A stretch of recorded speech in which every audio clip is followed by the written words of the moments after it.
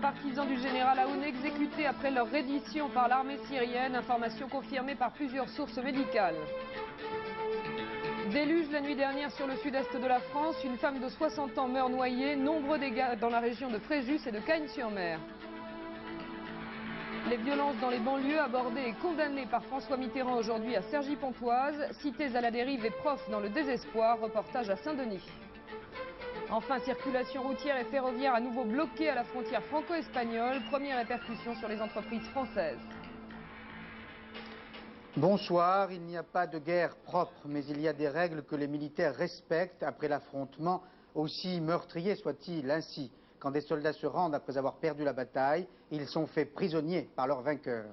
Eh bien, les vainqueurs de la guerre de Babda, près de Beyrouth, en l'occurrence les Syriens, ont dérogé à cette règle. Ils ont exécuté froidement, d'une balle dans la tête, une centaine de militaires chrétiens, partisans du général Aoun.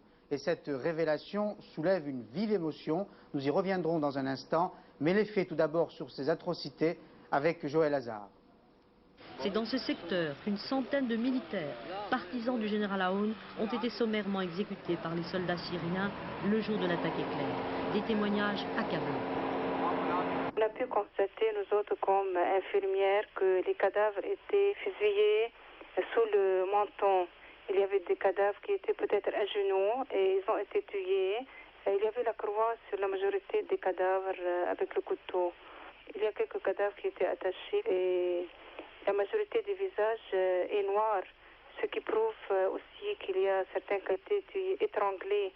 La majorité sont des chrétiens. Ils sont rentrés dans les maisons. Il y avait les femmes, les jeunes filles, elles étaient violées. Et maintenant, il y a la panique qui règne dans toute la région. La panique des Syriens parce qu'il y a des attaques humaines, de l'être humain. Et on n'a pas de matériel, on s'en fout des maisons et tout, mais on ne respecte pas la personne humaine. Dans un nuage de poussière, bulldozers et camions déblaient depuis ce matin les vestiges de la guerre. Buttes de terre et fortifications installées par les combattants de tous bords au long du passage du musée, l'axe principal entre Est et Ouest sont désormais détruits. Les lignes de démarcation vont tomber l'une après l'autre, assure le ministre libanais de la Défense. C'est en effet l'armée qui conduit les travaux. Une manière d'affirmer que l'autorité légale reprend ses droits et que le démantèlement des milices devrait suivre bientôt celui des barrages. La normalisation, c'est aussi l'évacuation des troupes syriennes de Babda, le palais présidentiel rendu à l'armée libanaise. Et ces exécutions ont suscité l'indignation de la classe politique française, notamment des centristes. Écoutons Jacques Barrot. J'ai des témoignages par des amis libanais de ce qui s'est passé, de l'exécution de certains officiers, compagnons du général Aoun, qui ont été tués à bout portant, les mains et les pieds liés. Alors je dis, nous avons le devoir de briser la conspiration du silence de la communauté internationale. Il faut sans doute qu'une mission française, non partisane, aille voir et aille témoigner de ces exactions qui sont le fait des Syriens ou de leurs alliés et qui finiront par tuer la réalité même du Liban. Encore faut-il pouvoir obtenir des visas, ce qui n'est pas le cas aujourd'hui. La victoire des Syriens inquiète les dirigeants israéliens qui ont lancé une mise en garde à Damas contre toute tentation d'étendre son influence au Liban Sud. Des dirigeants israéliens déjà préoccupés par la tension qui règne toujours à Jérusalem. Depuis 10 jours, la situation n'a pas changé. Depuis la mort de 22 Palestiniens tués par des policiers israéliens, des événements dont les fidèles du Mont du Temple seraient à l'origine, une secte extrémiste que nos envoyés spéciaux Marc Mémon et Philippe Jasselin ont tenté de mieux comprendre en rencontrant leurs responsables. Reportage. Ils sont quelques milliers, 9000 officiellement revendiqués. Les fidèles du Mont du Temple furent selon les Palestiniens à l'origine des affrontements du lundi noir. Leur fief, Jérusalem. Cette association est née au lendemain de la guerre des 6 jours, créée en protestation à la décision de Moshe Dayan au lendemain de l'occupation de Jérusalem-Est de rendre les clés des portes de l'esplanade des mosquées au Moufti. Pour les fidèles du Mont du Temple, c'est ici que s'est faite la rencontre entre Dieu et le peuple juif. Gershon Salomon, ancien capitaine de Tsahal, gravement blessé dans le Golan, aujourd'hui professeur à l'université, il est le président des fidèles du Mont du Temple. Son seul credo, la reconstruction du temple juif originel à la place des mosquées. I don't think that we must destroy it. We think that we live now in an age which we have very technologic, very good means. We can, in very much honor, take the Dome of the Rock and put it in Mecca. Les fidèles du mont du Temple ne sont pas des religieux, ce sont des laïcs mystiques. Une nuance importante car les mouvements religieux en Israël ne se reconnaissent pas dans leurs revendications. Les amis de Gershon Salomon avaient annoncé pour le lundi 8 octobre, jour des affrontements meurtriers, le dépôt de la première pierre du futur troisième temple juif sur l'esplanade des mosquées. Cette pierre, cachée dans un endroit tenu secret de Jérusalem, le président des fidèles du mont du Temple a voulu nous la montrer. The stone is only for a short time till the moment, which will be very soon, that we are going to take it and put it on the Temple Mount. We hope, we believe that maybe tomorrow we can put it on the Temple Mount. Certes, les fidèles du mont du Temple ne prônent pas la violence, ils estiment seulement être porteurs de l'ordre divin de reconquérir l'esplanade des mosquées, mais dans le climat de tension qui règne en ce moment à Jérusalem, cette seule déclaration d'intention est ressentie par les Palestiniens comme une véritable provocation.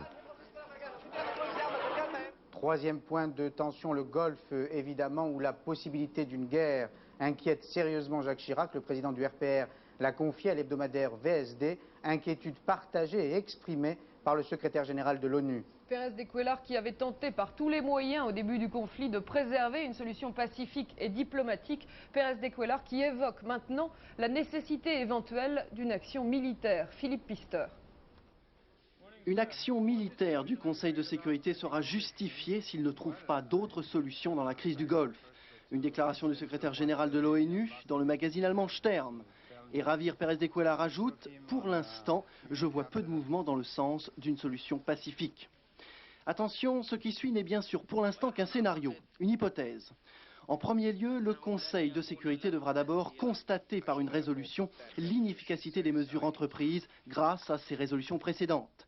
C'est alors seulement qu'en vertu de l'article 42 de la Charte des Nations Unies, il pourra entreprendre à l'encontre de l'Irak, je cite, « au moyen des forces aériennes, navales ou terrestres, toute action qu'il juge nécessaire au maintien de la paix et de la sécurité internationale ».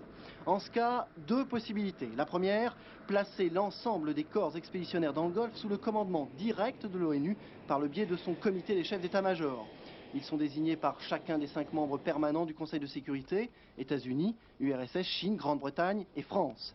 Possibilité peu probable, ce comité existe bien, mais il n'a jamais fonctionné, il n'a même pas de règlement intérieur, bref, il n'est pas opérationnel. Reste donc la deuxième possibilité, le Conseil de sécurité demande alors à l'un de ses membres ou groupes de membres d'agir pour rétablir l'ordre international. Possibilité la plus vraisemblable, la seule qui est un précédent, la Corée en 1950. Les Américains alors sous le drapeau de l'ONU pour repousser l'invasion de la Corée du Sud par les Coréens du Nord. Mais tout de même, presque une première, toutes les autres actions militaires entreprises par l'ONU ne concernent que des forces d'interposition dans les conflits.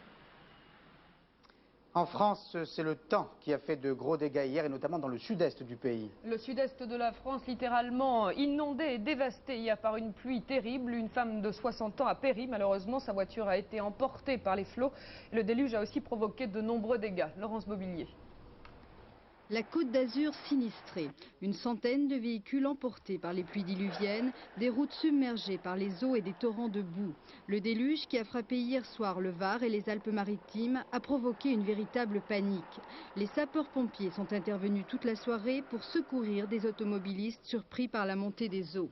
Une femme de 60 ans est restée prisonnière de son véhicule, son corps a été retrouvé dans la nuit. Pendant une heure, nous avons eu pratiquement une montée des eaux qui s'est évaluée de 0 à 6 mètres pratiquement. Des dizaines et des dizaines de maisons ont été inondées. L'orage de grêle qui a précédé les pluies a crevé des toitures. Près de Nice, des pans de murs et des rochers se sont détachés sous la violence des eaux. Aujourd'hui, la situation est redevenue normale, mais attention, la météo annonce de nouvelles perturbations importantes pour demain.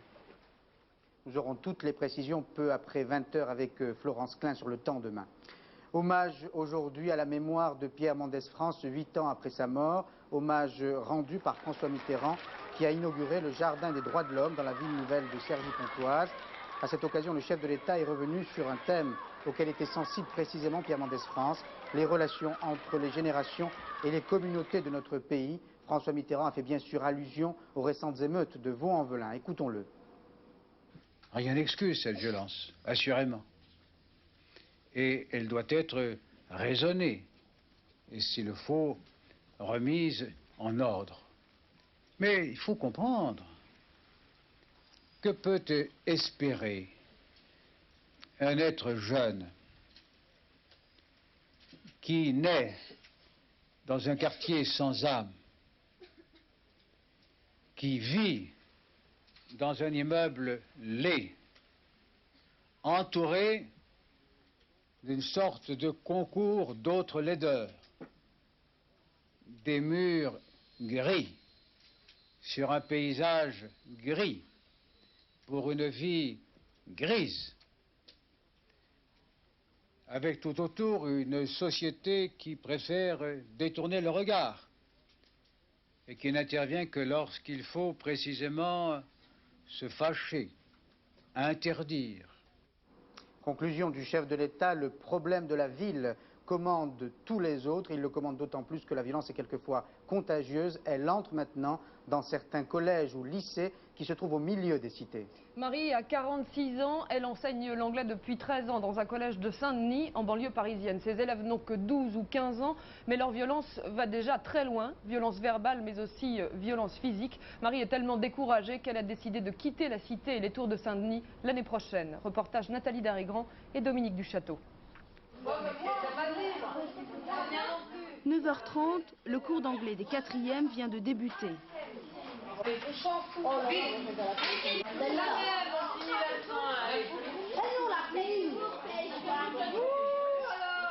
Se faire entendre, se faire respecter, ici c'est la première mission du professeur. Marie enseigne depuis 13 ans au collège. Ce matin, sa classe n'est ni plus violente ni plus indisciplinée qu'une autre. Sur une heure de cours, elle consacrera au moins 30 minutes à calmer les élèves. On finit par y être habitué. Et même on se rend compte entre collègues quand on parle qu'on accepte des choses qu'on ne devrait plus accepter, qu'on ne devrait pas. Et bien justement d'être traité comme ça, on ne fait plus attention. Ça tient à l'environnement, enfin, en face d'une cité où il y a déjà ce problème de violence. La violence, avant même de nous parler, ces garçons mimeront une bagarre. Excitation, à l'heure de la récré et devant une caméra, rien de grave. Plus inquiétant en revanche, les raquettes, les vols, les coups de poing, c'est quotidien au collège. Moi j'ai un peu oublié ma première année ici. À ce moment-là j'avais peur. Maintenant non. Ceci dit, il peut arriver que j'ai peur si la situation continue à se dégrader comme elle se dégrade. Je ne suis pas du tout à l'abri de ça. Et physiquement, si, j'attends quand même dans les couloirs avant de rentrer au milieu d'un groupe où il y a une bagarre, j'attends. Je crois que si j'avais commencé ici, si j'étais sorti de CPR, face à des élèves comme j'en ai trouvé ici, j'aurais été anéanti. 53 professeurs pour 650 élèves, mais un mois après la rentrée, un tiers des enseignants sont déjà en congé maladie. Tous ne sont pas remplacés, manque de moyens. Et comme pour l'illustrer ce matin, c'est le principal qui faisait la police, lui refuse le découragement de ses collègues. Bien souvent, je leur dis faites attention, vous tenez un discours dans lequel vous noircissez, vous ne voyez que les difficultés, et vous oubliez toutes vos réussites et tout ce que vous avez pu déjà réaliser pour permettre aux élèves de mieux réussir. J'en ai assez, c'est vrai. Pourtant j'aime bien les enfants ici, c'est vrai aussi qu'ils sont attachants. C'est usant, très usant et j'aimerais bien connaître autre chose. Marie, comme beaucoup de ses collègues, a demandé sa mutation. Ici, tous les ans, 50% des enseignants changent d'établissement. On pensait que le conflit des routiers espagnols était enfin terminé. Rien de tout cela. De nouveaux piquets de grève français ont à nouveau bloqué la frontière cet après-midi. Trafic routier et ferroviaire, tout est paralysé. Les premières conséquences économiques se font sentir sur les entreprises françaises. La journée avait pourtant bien commencé. Dominique Langard et Philippe Rive ont passé la frontière ce matin avec un routier direction le Portugal. Ce matin, 8 heures, un deuxième convoi à destination du Portugal se forme. Il comprendra 350 camions, essentiellement des Portugais, et personne ne devra s'arrêter en route. Avec chaque convoi, des voitures de la garde civile ou au Pays Basque, de la police autonome. Jusqu'à la frontière portugaise, en tout, 1 millier d'hommes et sur le parcours, 40 automitrailleuses. Arrivé à la frontière samedi matin, ce chauffeur vendéen a eu le droit de partir pour Lisbonne. En convoi, normalement. Faut pas rester tout seul, quoi. Parce que là, il y aura des problèmes. Et là, vous êtes escorté jusqu'où? Je sais même pas, moi je suis parti, vous avez vu dans la queue, là. Je sais même pas s'il y a l'armée qui est devant ou... Pour tous les routiers, la réflexion est la même. Que les Espagnols passent la grève, très bien. Mais pas d'accord avec certaines contraintes du blocus. J'ai un collègue qui est bloqué depuis une semaine de l'autre côté, là, on sait pas où. Dans une zone industrielle avec sa femme et sa fille, là, je suis pas d'accord, hein, il a rien. Il doit faire 3 km pour pouvoir téléphoner. Là, non. Il y a des Espagnols qui étaient en France, on n'a pas cassé de matériel du tout. Sur le bas-côté, de nombreux camions immobilisés. Dans le convoi, on roule plutôt plus vite que d'habitude. Une certaine inquiétude existe et on redoute toujours quelque chose. Mais ceux qui ont eu la chance de partir espèrent aussi arriver au plus vite. Tout va bien, demain je suis en douane à Lisbonne, demain matin. Demain après-midi je suis vite. Si je reviens à charge, je sais pas. Pour revenir, ils devront sans doute attendre que tout soit débloqué, parce que les routiers encore immobilisés n'accepteraient pas que d'autres puissent travailler normalement ou presque. Grève des convoyeurs de fonds, le mouvement s'est quelque peu effrité, notamment en région parisienne, mais les sièges de la Banque de France et de plusieurs grandes banques sont toujours bloqués par des piquets de grève. Ce mouvement traduit en fait le ras-le-bol des convoyeurs. Salaire minimum, risque maximum. Ils veulent obtenir des primes de risque. Jean-Marc Pitt et Marc Doux sont retournés sur les lieux d'une agression avec un convoyeur. C'était ce matin à Choisy-le-Roi. Il y a un mois, Jean Gauthier se précipitait à Choisy-le-Roi. 2 de ses collègues venaient d'y être exécutés. En 10 ans, 200 convois ont été attaqués en France. 47 personnes y ont perdu la vie.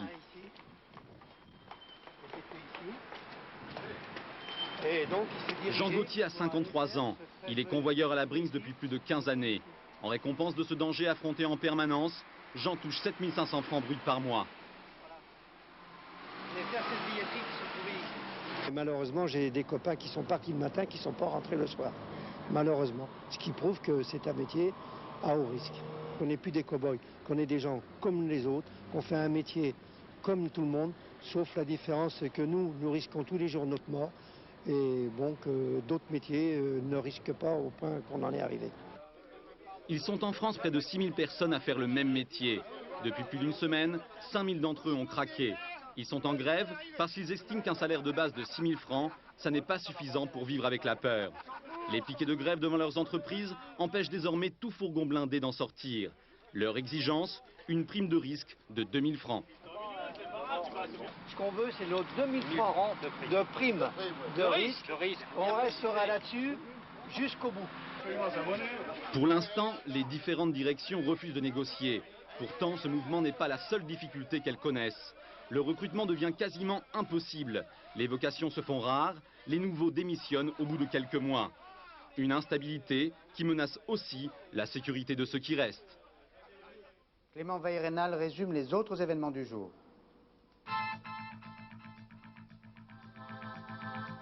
Renault touché par le blocage de la frontière franco-espagnole. Les directions des usines Renault de Cléon et de Sandouville en Seine-Maritime ont pris aujourd'hui des mesures de chômage technique en raison des perturbations d'approvisionnement dues au mouvement des routiers espagnols.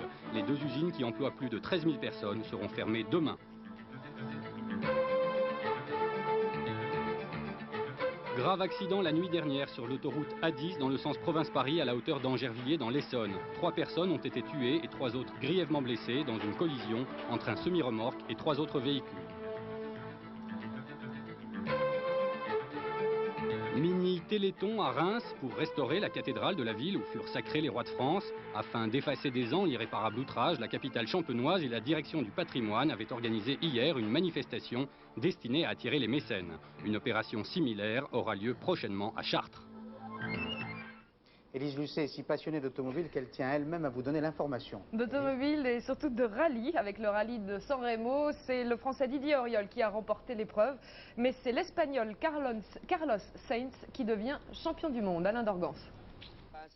Après une dernière nuit de transe, Didier Auriol s'est retrouvé lors de la dernière épreuve spéciale à San Remo. L'ambulancier de Millau a saisi sa chance au moment où une double sortie de route, éliminé son chef de file Massimo Biasone et relégué Carlos Sainz, alors leader à la 3e place. Une position qui permet au basque espagnol d'enlever le titre mondial. Carlos Sainz a mis à mort une longue incertitude, succédant au palmarès mondial à Massimo Biasone. La manche italienne du championnat du monde des rallyes n'a pas failli à la tradition. Les Lancia se sont une fois de plus imposés, mais la Toyota de Sainz s'est montrée la plus fiable sur l'ensemble de la saison. Sainz, champion du monde des pilotes, Lancia, champion du monde des marques, le triple champion de France Didier Auriol, vainqueur du rallye San Remo, apothéose aujourd'hui sur la Riviera. Et Maria Casares est championne du monde du théâtre. En effet, être comédienne, c'est déjà être deux, soi-même et son personnage, mais Maria Casares double le risque et l'expérience en étant 3. Dans la même soirée, elle interprète 2 rôles dans 2 pièces différentes, mais dans un seul théâtre, à Gennevilliers. Exploit ou gymnastique, reportage de Dominique Poncet et Dominique Duchâteau.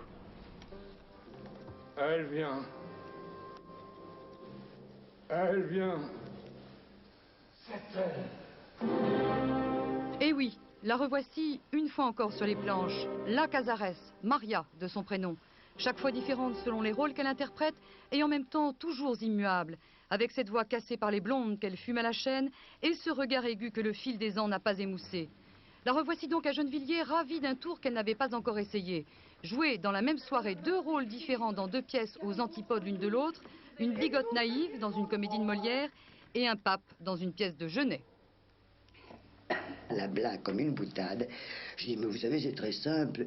Je joue la première scène de Madame Pernelle, je vais jouer le pape de l'autre côté, dans l'autre salle, et je reviens jouer la dernière scène de Madame Pernelle. Eh bien, le lendemain, ils sont venus me dire que c'était une idée extrêmement intelligente. Enfin, ça les arrangeait très bien, je crois. Votre métier ni le mien ne sont de tout repos. Mais je vais bien joindre les mains, regarder le ciel, offrir mon visage. Pas mal. C'est assez terrible, c'est l'exil, vous voyez. Je suis sur les Pyrénées, sur la crête des Pyrénées, d'un côté l'Espagne et de l'autre la France. Et puis il y a une autre chose, c'est le langage. C'est les deux, une pièce en vers et l'autre écrite, avec un langage très écrit et pas en vers. Alors là, passer de l'un à l'autre, ça aussi, ça a été très dur au début. Enfin, d'un trop pur zèle, on voit son âme éprise. Et je n'ai plus du tout me mettre dans l'esprit qu'il ait voulu tenter les choses que l'on dit. Allez. Plus près? Près de quoi? Près de quoi, mon ami? Parlez vite. N'oubliez pas que je tire la pause. Plus de ferveur dans le regard, le visage plus intense. Plus près de quoi? Parlez vite, nom de Dieu! Plus près de Dieu!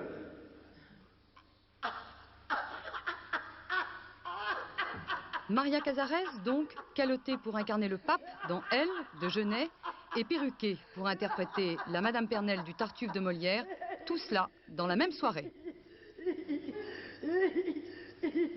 Ouf, vous m'avez fait peur. Les résultats du tiercé Quartet Plus qui se courait aujourd'hui à Anguien. Pour le tiercé, il fallait jouer le 14, le 13 et le 16 qui rapportent dans l'ordre et pour 6 francs 9 343 francs 20 et dans le désordre 1783 francs 20. Pour le Quartet Plus, il fallait jouer le 14, le 13, le 16 et le 7 qui rapportent dans l'ordre et pour 8 francs 32 359 francs 20 et dans un ordre différent 1820 francs 80. Vous savez tout. 19h59 minutes 23 secondes avant la page météo de Florence Klein, le rappel des titres du 19-20. Des dizaines de militaires chrétiens, partisans du général Aoun, fusillés par l'armée syrienne. Des témoignages authentifient ces violences de samedi à Beyrouth, réaction indignée de la classe politique française. Des centaines de villas effondrées, les cours d'eau débordant sous des flots de boue, c'était la panique cette nuit, à Fréjus dans le Var et à Cagnes-sur-Mer dans les Alpes-Maritimes. Une femme âgée de 60 ans périt noyée, les dégâts matériels sont considérables. Inauguration du Jardin des droits de l'homme, François Mitterrand s'est exprimé sur la délinquance dans les banlieues. Même si rien n'excuse les événements de Vaux-en-Velin, il faut comprendre cette jeunesse qui vit dans des quartiers sans âme. Paralysie totale de la circulation au Pays Basque. Le trafic ferroviaire, marchandises et voyageurs est totalement interrompu. Les transporteurs espagnols n'ont toujours pas levé leur barrage. Ils protestent contre le transport par rail des chargements habituellement convoyés par la route. Fin de ce 19-20, si vous aimez le cinéma et si vous aimez le cinéma fantastique, accrochez-vous à la 3 ce soir après la classe de Fabrice. 3 films, notamment les Gremlins à 20h40 et Dream Lover à 22h50 après.